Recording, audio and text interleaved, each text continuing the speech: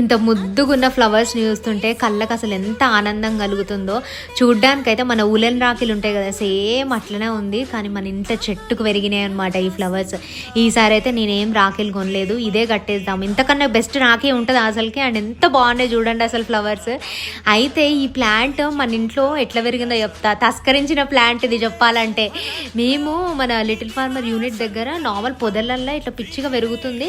సరే తీసుకొచ్చి ఇంట్లో పెడదామని చెప్పి ఒక చిన్న కొమ్మ వీకొచ్చుకొని పెట్టుకున్నాం అనమాట.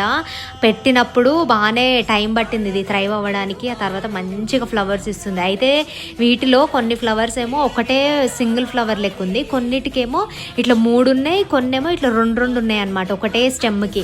సరే ఈ 3 ఉన్నది బాగుంది చూడడానికి, మంచిగా ఇట్లా నిండుగా ఉంటుంది అని చెప్పేసి ఒకటైతే తెంపేసి మంచిగా ఈ ఉలెన్ దారం కట్టేసినాం అనమాట, రెడ్ కలర్ది.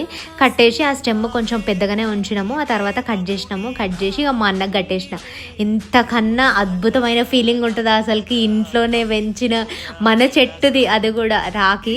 ఎంత మంచిగా అనిపించిందో. సేమ్ ఉలెన్ రాఖీ లెక్కనే కనిపిస్తుంది కదా. నాకైతే ఈ ఫ్లవర్ నేమ్ ఏందో తెలియదు గైస్.